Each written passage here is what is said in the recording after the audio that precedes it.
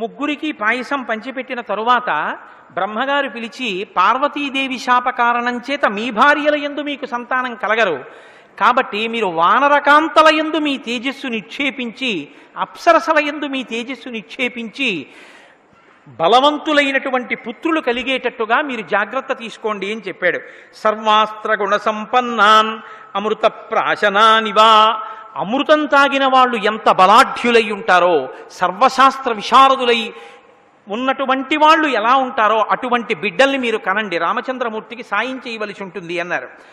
అప్సరస్సు చ ముఖ్యాసు గంధర్వీణాం తనూషు చ యక్ష పన్నగ కన్యాసు వృక్ష విద్యాధరీషు చ కిన్నిరీణాంచ గాత్రేషు వానరీణాం తనూషు చ సృజద్ధం హరిరూపేణ పుత్రాంస్తుల్య పరాక్రమాన్ పూర్వమేవ మయా సృష్టో జాంబవాన్ వృక్షపుంగవః జృంభమాణస్య సహసా మమ వక్త్రాదజాయత.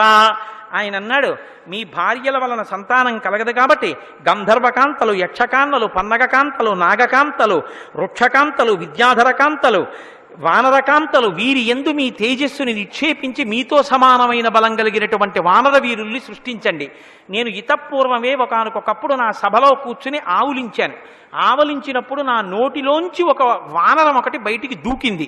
ఆయనకి జాంబవంతుడని పేరు. అందుకే అన్ని విషయాలకి బ్రహ్మగారిని ఎలా సంప్రదిస్తారో శ్రీరామాయణంలో వానరులందరూ జాంబవంతుడిని సంప్రదిస్తుంటారు. అది అక్కడ పెద్ద తలకాయ, ఆయన కొడుకు ఇక్కడ పెద్ద తలకాయ. అందుకని జాంబవంతుడు పెద్దవాడు, మహా బలపరాక్రమాలు కలిగినటువంటి వాడు. ఒకానొకనాడు శ్రీ మహావిష్ణువు త్రివిక్రమ స్వరూపంతో భూమిని దానం బట్టి ఆయన ఇంతంతై వటుడింతయ్యై మరియుతానింతయ్య భోవీధిపై అంతైద అని అంత పెద్దవాడైపోయి భూమండలాన్ని, ఆ స్వర్గలోకాన్ని అంతటినీ ఆక్రమించేసినప్పుడు 21 పర్యాయములు ప్రదక్షిణం చేశాడు జాంబవంతుడు. అంతటి బలశాలి.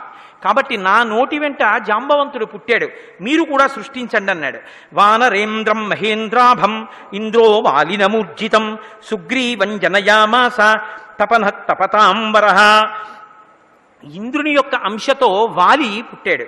అలాగే సుగ్రీవుడు అనబడేటటువంటి వానరుడు సూర్యుని యొక్క అంశతో జన్మించాడు. అలాగే బృహస్పతి త్వజనయత్తారం తారం నామ మహాహరిం. బృహస్పతి తన అంశతో తారుడనేటటువంటి వానరుణ్ణి సృష్టించాడు. సర్వవానర ముఖ్యానాం బుద్ధిమంతం అనుత్తమం. బృహస్పతి ఎటువంటి బుద్ధి కలిగినటువంటి వాడో ఈ తారుడనబడేటటువంటి వానరుడు కూడా అంత బుద్ధి కలిగినటువంటి హరివీరుడు. ధనదస్య సుత శ్రీమాన్ వానరో గంధమాదనః. కుబేరుని యొక్క అంశతో కుబేరపుత్రుడిగా వానర రూపంలో గంధమాదనుడు పుట్టాడు. విశ్వకర్మాత్వజనయత్ నలన్నామ మహాహరిం. విశ్వకర్మ యొక్క అంశలో నలుడనేటటువంటి వానరుడు జన్మించాడు. వింటున్నారా గోపాలకృష్ణ గారు? విశ్వకర్మ అంశలో నలుడు జన్మించాడు. పావకస్య సుత శ్రీమాన్ నీలోగ్ని సదృశ ప్రభవః. అలాగే అగ్నిహోత్రుని యొక్క అంశతో నీలుడనబడేటటువంటి వానరుడు జన్మించాడు. తేజసాయశసా వీర్యాత్ అత్యరిచ్యత వానరాత్. అపారమైనటువంటి తేజస్సు, వీర్యవంతులైనటువంటి వానరుల్ని సృజించారు. రూపద్రవిణ సంపన్నౌ అశ్వినౌ రూపసమ్మతౌ మైందంచ ద్వివిధంచైవ జనయామాసతు స్వయం. చాలా రూపవంతులైనటువంటి తేజస్సు కలిగినటువంటి అశ్వినీ దేవతలు మైందుడు, ద్వివిధుడు అనబడేటటువంటి 2 వానరుల్ని సృష్టించారు. వరుణో జనయామాస సుషేణం వానరర్షభం. వరుణుడు సుషేణుడు అనబడేటటువంటి వానరుణ్ణి సృష్టించాడు. శరభం జనయామాస పర్జన్యస్తు మహాబలం. అలాగే పర్జన్యుడు ఒక వానరకాంతయందు తన తేజస్సుని నిక్షేపించి శరభుడు అనబడేటటువంటి వానరుణ్ణి సృజించాడు. మారుతస్యాత్మజ శ్రీమాన్ హనుమాన్ నామవీర్యవాన్ వజ్రసంహననోపేతో వైనతేయ సమోజవే సర్వవానర ముఖ్యేషు బుద్ధిమాన్ బలవానపి. వాయుదేవుని యొక్క అంశతో అందరు వానరులలోనూ కూడా బలాఢ్యుడైనటువంటి వాడు, గొప్ప బుద్ధిబలం కలిగినటువంటి వాడు, మహాత్ముడైనటువంటి వాడు, రామచంద్రమూర్తి యందు అపారమైనటువంటి భక్తి కలిగిన వాడు, ఎవరిని స్మరించినంత మాత్రం చేత బుద్ధి, వాగ్బలము, ఆరోగ్యము కలుగుతాయో అంతటి తేజస్సంపన్నుడైనటువంటి శ్రీ హనుమ జనించారు. కాబట్టి వాయుదేవుని యొక్క అంశతో వచ్చినటువంటి వాడు హనుమంతుడు. ఇలా ఈ వానర వీరులందరూ సృజింపబడ్డారు. వీళ్ళు ఎంతటి బలం కలిగిన వారంటే వీరు కాక ఇతర అంశాలతో వచ్చినటువంటి వాళ్ళు కొన్ని కోట్ల వానరములు సృజింపబడ్డాయి. ఈ వానరములన్నీ కూడా తమ కాళ్ల చేత తాటించి ఈ భూమిని అతలాకుతలం చెయ్యగలవు, సముద్రాన్ని కల్లోలం చెయ్యగలవు. ఇవి 100 యోజనముల సముద్రాన్ని గడచి వెళ్ళిపోగలవు, ఆకాశంలోకి ఎగిరి మేఘాల్ని పట్టుకోగలవు, అరణ్యాల్లో ఏనుగుల్ని అవలీలగా పట్టుకుని గిరగిరా తిప్పి విసిరేయగలవు, క్రూర మృగాల్ని చేతితో మర్దించగలవు, పెద్ద పెద్ద వృక్షాల్ని పెకలించగలవు, పెద్ద పెద్ద శిలల్ని పర్వతాల్ని ఊపి కదిపి పైకెత్తి విసరగలవు, గోళ్లతోటి తమ తొడలతోటి పాదాలతోటి చేతులతోటి మోచేతులతోటి గుద్ది కుమ్మి కరిచి యుద్ధం చేయగలవు. సమస్త అస్త్ర శస్త్రములు వాటికి తెలుసు, వాటి ఉపసంహారం వాటికి తెలుసు. అవి గాలిలో తిరగగలవు, నీటిలో తిరగగలవు, భూమి మీద తిరగగలవు. అంత అపారమైనటువంటి మనోజవం, తేజస్సు, శక్తి కలిగినటువంటి కొన్ని కోట్ల వానరములను దేవతలందరూ సృజించారు. కాబట్టి వానరులందరూ రామచంద్రమూర్తికి సాయం చెయ్యడం కోసమని ఈ భూమండలం మీద ప్రభవించారు. పాయస పాత్రని తీసుకుని తన భార్యలకి ఆ పాయసాన్ని పంచిపెట్టిన దశరథ మహారాజు గారు యజ్ఞం పూర్తయిపోయిన తర్వాత ఎప్పుడెప్పుడు ఇంక తన భార్యల వలన తనకి పుత్రోదయం జరుగుతుందా అని ఎదురు చూస్తున్నారు. శ్రీమతాం గచ్చతాం తేషాం స్వపురాణి పురాప్తతః బలాని రాజ్ఞాం శుభ్రాణి ప్రహృష్టాని చకాసిరే. దశరథ మహారాజు గారు యజ్ఞానికి వచ్చిన వాళ్ళందరికీ ఇచ్చిన విలువైనటువంటి వస్త్రాల్ని తాము ధరించి ఆ హారములను వేసుకుని సంతోషంగా వచ్చినటువంటి అతిథులందరూ తిరిగి రథాలెక్కి వెళ్ళిపోతున్నారు. గతేషు పృథివీశేషు రాజా దశరథస్తదా ప్రవివేశ పురీం శ్రీమాన్ పురస్కృత్య ద్విజోత్తమాన్. బ్రాహ్మణులను ముందుంచుకుని దశరథ మహారాజు గారు కూడా యజ్ఞం పూర్తి చేసి తన అంతఃపురానికి వెళ్ళిపోయాడు. తనతో పాటు శాంత ఋష్యశృంగుల్ని తీసుకెళ్లాడు. ఆయన దగ్గర అంతఃపురంలో కొంతకాలం ఉన్నారు. శాంతయా ప్రయయౌ సార్ధం ఋష్యశృంగ సుపూజిత అన్వీయమానో రాజ్ఞాధ సానుయాత్రేణ ధీమత. శాంతతో కలిసి అంతఃపురంలో కొంతకాలం ఉన్నటువంటి ఋష్యశృంగుడు తన మామగారైనటువంటి రోమపాదుడితో కలిసి తరువాతి కాలంలో దశరథుడి చేత పూజలు అందుకుని ఆయన కూడా వెళ్ళిపోయాడు. తతో యజ్ఞే సమాప్తే తు ఋతూనాం షట్ సమత్యయు తతశ్చద్వాదశే మాసే చైత్రే నవమికే తిథౌ నక్షత్రేదితి దైవత్యే సోచ్య సంస్థేషు పంచషు గ్రహేషు కర్కటే లగ్నే వాక్పతాం బిందునా సహ ప్రోద్యమానే జగన్నాథం సర్వలోక నమస్కృతం. చైత్రమాసంలో 12 ఋతువులు పూర్తయిన తర్వాత, 1 సంవత్సర కాలం పూర్తయిన తర్వాత, 6 ఋతువులు పూర్తయ్యాక చంద్రుడు బృహస్పతితో ఉండగా కర్కాటక లగ్నంలో పునర్వసు నక్షత్రంలో నవమి తిథి నాడు 5 గ్రహములు కుజుడు, సూర్యుడు, చంద్రుడు మొదలైనటువంటి వారు ఉచ్చస్థితిలో ఉండగా సర్వలోక నమస్కృతం, అన్ని లోకముల చేత నమస్కరింపబడేటటువంటి జగన్నాథుడైనటువంటి పరమేశ్వరుడు సాక్షాత్ శ్రీ విష్ణువు కౌసల్యానందవర్ధనుడై రామచంద్రమూర్తిగా ఈ లోకంలో ఆవిర్భవించారు. కౌసల్యా దశరథులకి మొట్టమొదటి కొడుకుగా మహానుభావుడు రామచంద్రమూర్తి ఆవిర్భవించారు. కౌసల్యాజనయద్రామం సర్వలక్షణ సంయుతం విష్ణోరర్ధం మహాభాగం పుత్రం ఐక్ష్వాకువర్ధనం. ఇక్ష్వాకు వంశమంతా తరించిపోయేటట్టుగా ఆ రామచంద్రమూర్తి ఈ లోకంలో ఆవిర్భవించగానే దేవతలందరూ కూడా దుందుబులు మ్రోగించారు. అదిగో దేవదుందుబులు మ్రోగినట్టే దేవాలయంలో దుందుబులు మ్రోగుతున్నాయి. మంగళధ్వనులు చేశారు. ఆ కౌసల్యాదేవి ఆ పక్కన పుట్టినటువంటి ఆ రామచంద్రమూర్తిని తన దగ్గరకి తీసుకుంటే ఇంద్రుడితో కలిసి ఉన్నటువంటి అదితి ఎలా ప్రకాశించిందో అలా ప్రకాశించిందట తల్లి. కౌసల్యాసు సువేతేన పుత్రేణ అమిత తేజస యథా వరేణ దేవానాం అదితిర్వజ్రపాణిన భరతో నామ కైకేయ్యాం జజ్ఞే సత్యపరాక్రమ సాక్షాత్ విష్ణోశ్చతుర్థాంశ సర్వైః సముదితో గుణైః. కైకేయి భరతుడు అనబడేటటువంటి పేరు ఉంచబడవలసినటువంటి కుమారుణ్ణి రామచంద్రమూర్తి తరువాతి బిడ్డగా ప్రసవించింది. కాబట్టి రామచంద్రమూర్తి తర్వాత పుట్టినటువంటి వాడు భరతుడు. అధ లక్ష్మణ శత్రుఘ్నౌ సుమిత్రా జనయచ్యుతౌ వీరౌ సర్వాస్త్రకుశలౌ విష్ణోరద్ధ సమన్వితౌ. లక్ష్మణుడు శత్రుఘ్నుడు వీళ్ళిద్దరూ ఆశ్లేష నక్షత్రంలో కవల పిల్లలుగా సుమిత్రాదేవికి జన్మించారు. పుష్యే జాతస్తు భరతో మీనలగ్నే ప్రసన్నధీహి. భరతుడు మీనలగ్నంలో జన్మించాడు, పుష్యమీ నక్షత్రంలో జన్మించాడు. గుణవంతో నిరూపాశ్చ రుచ్యా ప్రష్టోపదోపమాః జగుఃకలంచ గంధర్వ నృతశ్చాప్సరోగణాః దేవదుందుభయోనేదుః పుష్పవృష్టిశ్చ ఖాచ్యుతాః ఉత్సవశ్చ మహానాసీత్ అయోధ్యాయాం జనాకులః రథ్యాశ్చ జనసంబంధ నటనర్తక సంకులాః గాయనైశ్చ విరావిణ్యో వాదనైశ్చ తథాపరైః ప్రదేయాంశ్చ దదౌ రాజా సూతమాగతవందినాం బ్రాహ్మణేభ్యో దదౌ విత్తం గోధనాని సహస్రశః.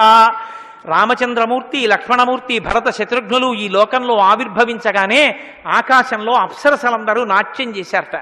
దేవదుందుబులు మోగాయి, పుష్పవృష్టి కురిసింది, దేవతలు సంతోషించారు. కోసల రాజ్యం అంతటా ఉత్సవమే. వచ్చిన యాత్రికులందరూ కూడా సంతోషాన్ని ప్రకటించారు. పౌరులందరూ కూడా తమ ఇళ్లల్లోనే పెద్ద పండగ జరుగుతున్నట్టుగా పతాకాలు పైకెత్తారు. గొప్ప ఉత్సవం, ఎక్కడ చూసినా ఆనందం. దశరథ మహారాజు గారికి సంతానం కలిగింది. అశ్వమేధయాగం పుత్రకామేష్టి చేస్తే అపురూపమైనటువంటి కొడుకులు, సాక్షాత్తు విష్ణువే కొడుకులుగా పుట్టారు. సర్వగుణములతోటి శోభించేటటువంటి పిల్లలు, మనుష్య జాతి కీర్తి ప్రతిష్టలు నిలబెట్టగలిగినటువంటి ధర్మాత్ములు. ఏ మహానుభావుడి పేరు చెప్పుకుంటే పాపరాశి ధ్వంసమైపోతుందో అటువంటి మహాపురుషులు ప్రభవించారని వాళ్ళందరూ సంతోషంతో నటీనటులందరూ నాట్యం చేశారట, నాటకాలు వేశారట, అందరినీ వినోదింపచేశారట, నృత్యం చేసేవాళ్ళు నృత్యం చేశారట. వంది, మాగది, సూతులు మొదలైన వాళ్ళని పిలిచి దశరథ మహారాజు గారు కొన్ని లక్షల గోవుల్ని, బంగారు కాసుల్ని, ద్రవ్యాన్ని దానం చేశారు. వచ్చినటువంటి వాళ్ళందరినీ కానుకలతో సంతోషపెట్టారు. రాజ్యమంతా ఎక్కడ చూసినా ఎంతో సంతోషంగా ఉంది. 11వ రోజు పూర్తయింది, పురిటిమైల తీరింది. తీరిన తరువాత ఆ పుట్టినటువంటి నలుగురు పిల్లలకి పేర్లు పెట్టమని దశరథ మహారాజు గారు కులగురువైనటువంటి వాడు, పురోహితుడైనటువంటి వాడు వశిష్ఠ మహర్షిని అభ్యర్థించారు. పెడితే తాతగారు పెట్టాలి, లేకపోతే గురువుగారు పెట్టాలి. అంతేకాని లేక పుట్టారని పేర్లు దశరథ మహారాజు గారు పెట్టుకోలేదు, గురువు గారిని పెట్టమన్నారు. ఈ లోకానికి వశిష్ఠ మహర్షి ఇక్ష్వాకు వంశానికి పౌరోహిత్యం చేసి మనకిచ్చిన కానుక రామనామం. అందుకని ఆ నామాన్ని చెప్పుకుంటే రాబో తరాలన్నీ మనుష్య జాతి తరిస్తుందని ఒక ఒత్తు లేకుండా అష్టాక్షరీ మహామంత్రంలోంచి ఒక బీజాక్షరాన్ని, పంచాక్షరీ మహామంత్రంలోంచి ఒక బీజాక్షరాన్ని, ఏ 2 బీజాక్షరాలు లేకపోతే ఆ మంత్రాలకు అర్థమే ఉండదో అటువంటి బీజాక్షరాల్ని తీసుకుని అగ్ని బీజం ఒకటి, అమృత బీజం ఒకటి, ఆ రెండిటినీ కలిపి రామ అని నామకరణం చేశారు. కాబట్టి జ్యేష్ఠం రామం మహాత్మానం భరతం కైకయీసుతం సౌమిత్రిం లక్ష్మణమితి శత్రుఘ్నం అపరం తథా. పెద్దవాడికి రామ అని నామకరణం చేశారు. రెండవ వాడికి కైకేయీసుతుడికి భరత అని నామకరణం చేశారు. సౌమిత్రిం లక్ష్మణమితి, లక్ష్మణస్వామి అని సుమిత్ర యొక్క కుమారుడికి నామకరణం చేశారు. 4వ వాడికి చిట్ట చివర పుట్టిన వాడికి శత్రుఘ్నుడు అని నామకరణం చేశారు. ఈ పేర్లు ఎంత దూరదృష్టితో పెట్టారో. ఆ పిల్లలు వంశం తరించడం కాదు, మనుష్య జాతి తరించాలని పెట్టారు. నాకు ఈ మాట చెప్తుంటే ఒక విషయం జ్ఞాపకానికి వస్తోంది. ఈ రామనామం పట్టుకుని తరించినటువంటి పట్టణాల్లో ఈ గుంటూరు పట్టణం ఒకటి. ఎందుకో తెలుసా అండి? ఇక్కడే ఉంది. లోకంలో రామాలయం ఉంటుంది, రామకోటి పందిరి ఉంటుంది, రామనామక్షేత్రం ఉన్న ఊరు గుంటూరు. ఎందుచేతనంటే నాకు ఆ పేర్లు సరిగ్గా జ్ఞాపకం ఉన్నాయో లేదో నాకు తెలీదు, కానీ పిచ్చయ్యదాసు గారు అని చెప్పి ఒక మహానుభావుడు, ఒక ఆయన వినుకొండలో ఉద్యోగం చేస్తుండేవారు. ఆయన వినుకొండలో ఉద్యోగం చేస్తున్నప్పుడు సంతానం కలగకపోతే అక్కడే గుంట ఆంజనేయ స్వామి దేవాలయం అని ఉంటే ఆ దేవాలయంలో ఆంజనేయ స్వామి వారిని అర్చించారు. ఆంజనేయ స్వామి అనుగ్రహంతో ఆయనకి పుట్టినటువంటి కొడుకుకి ఆంజనేయుడు అనే పేరు ఇచ్చారు. ఆ పిల్లవాడు పెరిగి పెద్దవాడు అయ్యాడు. వారు తరువాతి కాలంలో శ్రీశైలం దగ్గర, నాకు జ్ఞాపకం ఉంటే పెద్ద చెరువు అనుకుంటాను ఆ ఊరి పేరు, ఆ ఊరికి వారు బదిలీ అయ్యారు. అక్కడ ఈ పిల్లవాడు చిన్నతనంలో మట్టి తవ్వుతూ ఆడుకుంటున్నప్పుడు అతనికి రామచంద్రమూర్తి యొక్క విగ్రహం ఒకటి దొరికింది. ఆ దారు విగ్రహాన్నే తర్వాతి కాలంలో తీసుకొచ్చి మార్చి ఎక్కడ తండ్రి పిచ్చయ్యదాసు గారు ఉన్నారో అక్కడే ఇంట్లో గోడలో గూడు కట్టి ఆ గూట్లో రామచంద్రమూర్తి విగ్రహాన్ని పెట్టి ఆరాధించి తరించారు ఆంజనేయులు గారు. ఆ మహానుభావుడు తనకి పెళ్ళవుతుంటే నాకు పెళ్ళవుతున్నప్పుడు మామిడి తోరణాలు కూడా కట్టద్దు అని చెప్పి రామనామం రాసినటువంటి తోరణాలు తన ఈ పెళ్లి పందిరంతా కట్టించుకున్నారు. నాకు మంగళవాయిద్యాలు వద్దు, నేను మంగళసూత్రం కడుతున్నప్పుడు మంగళవాయిద్యాలు కాదు, శ్రీరామ నీనామం ఎంత రుచిరా రామ రామ రామ అనండి, అదే మంగళధ్వని అంటూ రామనామం చెప్పించుకున్నారు. ఆ పిచ్చయ్యదాసు గారు రామకోటి రాసి మహానుభావుడు చిట్ట చివర ఒక బండిలో ఆ రామకోటి పుస్తకాలన్నీ పెట్టుకుని భద్రాచల క్షేత్రం చేరి తెల్లవారితే శ్రీరామనవమి, రేపు ఇద్దువుగా నువ్వు పుస్తకాలంటే ఏమో ఏ రోజు మనది ఇవాళ ఇచ్చేస్తానని అష్టమి తిథి నాడు తను రాసిన రామకోటి పుస్తకాలన్నీ రామచంద్రమూర్తికి ఇచ్చేసి కొండ కింద పెద్దగా భజన చేస్తూ రాత్రి 1 గంట వేళ రామాలయం వంక చూస్తూ రామ రామ రామ నరుస్తూ శరీరం విడిచిపెట్టేస్తే అవతల రామచంద్రమూర్తి కళ్యాణం జరుగుతుంటే వచ్చిన భక్తులు కొన్ని వేల మంది రామనామం చేస్తుండగా ఆయన పార్థివ శరీరం కట్టెల్లో కాలిపోయి ఆయన తేజస్సు రామచంద్రమూర్తిలో కలిసిపోయింది. అంతటి మహానుభావుడి కుమారుడిగా పుట్టినటువంటి ఆంజనేయులు గారు రామనామ క్షేత్రాన్ని ఈ పక్కనే ఈ సమీపంలోనే ఏర్పాటు చేసి ఆయనకి దొరికిన విగ్రహాన్ని ఇక్కడ దేవాలయంలో ఉంచారు. అంత గొప్ప క్షేత్రం. ఆ వంశంలో వచ్చినటువంటి మహాపురుషుడే ఇక్కడ ఉన్నాడు. నిన్న ఆయన నన్ను పుష్పమాలాలంకృతుల్ని చేశారు. అంత గొప్ప క్షేత్రం. రామనామం ఎంత గొప్పదో చాటి చెప్పినటువంటి ఊళ్ళల్లో ఈ గుంటూరు ఒకటి. మీ గుంటూరు అని నేను అన్నాం. ఎందుకో తెలుసా? నాది కూడా గుంటూరు.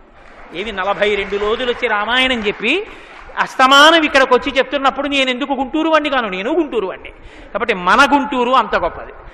రామనామాన్ని ప్రచారం చేసిన క్షేత్రాల్లో, రామనామంతో ధన్యమైన క్షేత్రాల్లో గుంటూరు పట్టణం ఒకటి. కాబట్టి ఆ రామనామమే చాలు. ఆ ఒక్క నామం కానీ నాలుక మీద ఉందా, ధరింప చేయడానికి ఆ నామం చాలు.